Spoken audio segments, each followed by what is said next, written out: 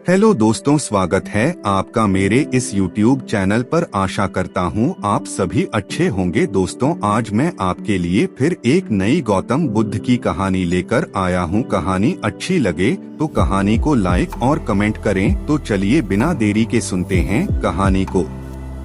एक बार की बात है जब गौतम बुद्ध जी मगध राज्य के एक गाँव में ठहरे हुए थे। गांव से थोड़ा बाहर एक मोची अपने परिवार के साथ रहता था। उस मोची के घर के पास एक तालाब था। एक दिन रोज की तरह सुबह मोची तालाब किनारे पानी लेने गया। वहां उसने तालाब में एक बहुत ही अद्भुत पुष्प देखा। वह पुष्प देखने में बहुत ही सुंदर था और चमत्कारिक भी प्रतीत हो रहा था। मोची ने तुरंत ही अपनी पत्नी को बुलाया और वह पुष्प उसे दिखाया। मोची की पत्नी आध्यात्मिक और धर्म में आस्था रखने वाली थी। वह पुष्प को देखते ही समझ गई कि जरूर कल यहाँ से गौतम बुद्ध जी गुजरे होंगे। उन्हीं के प्रताप से यह पुष्प खिला है। पुष्प को चमत्कारिक मानकर मोची ने एक योजना बनाई। उसने अपनी योजना के बारे में पत्नी को बताया कि वह इस पुष्प को राजा को देगा और उनसे खूब सारी स्वर्ण मुद्राएं लेगा। उसकी पत्नी ने भी सोचा कि यह पुष्प उनके किसी काम का नहीं है, इसे राजा को ही दे दो, कम से कम कुछ कमाई तो होगी। पत्नी की सहमति के बाद मोची राजमहल की ओर निकल गया। राजमहल के रास्ते में उसे एक व्यापारी मिलता है। मोची के हाथ में पुष्प देखकर वह रुक जाता है। वह मोची से पूछता है कि भाई, ये पुष्प लेकर कहाँ जा रहे हो? मोची कहता है कि मैं यह पुष्प लेकर राजा के पास जा रहा हूँ। इसे राजा को भेंट करके मैं राजा से मुँह मांगा इनाम लूंगा। व्यापारी ने मोची को प्रस्ताव दिया कि तुम ये पुष्प मुझे दे दो, बदले में मैं तुम्हें 100 स्वर्ण मुद्राएं दूंगा। मोची सोच में पड़ गया। उसने सोचा कि जब व्यापारी इस पुष्प के लिए 100 स्वर्ण मुद्राएं दे रहा है तो राजा तो और ज्यादा देगा।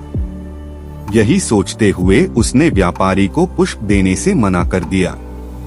थोड़ा आगे चला ही था कि उसे रास्ते में राजा आते हुए नजर आए, जो गौतम बुद्ध के दर्शन के लिए जा रहे थे।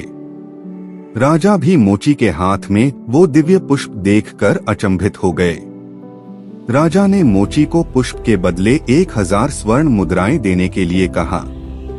यह सुनते ही मोची के मन में एक अजीब सी चेतना आई और वह राजा को पुष्प न देकर दौड़ता हुआ सीधे महात्मा बुद्ध के पास जा पहुंचा। महात्मा बुद्ध जी मोची को देखकर हैरत में पड़ गए। उन्होंने मोची से पूछा तो मोची ने उन्हें सारी बात बताई। इसके बाद मोची ने वह पुष्प महात्मा गौतम बुद्ध के चरणों में अर्पित किया और उनसे कहा कि पहले तो मेरे मन में पुष्प को देखकर लालच आ गया था, लेकिन अब मैं समझ गया हूँ कि जिसकी छाया पड़ने से ही एक पुष्प इतना दिव्य हो गया हो, अगर उसकी शरण में मैं चला जाऊं तो मेरा जीवन भी धन्य हो जाएगा। इसके बाद वह आजीवन महात्मा गौतम बुद्ध का शिष्य बनकर रहा। कहानी से सीख। इस कहानी ने हमें सिखाया कि हमारी जिंदगी में हमें बहुत से चीजें अपनी तरफ आकर्षित करती हैं, लेकिन हमें उनके लालच में न फंसकर अपने ज्ञान का प्रयोग करके जीवन में सही राह को चुनना चाहिए।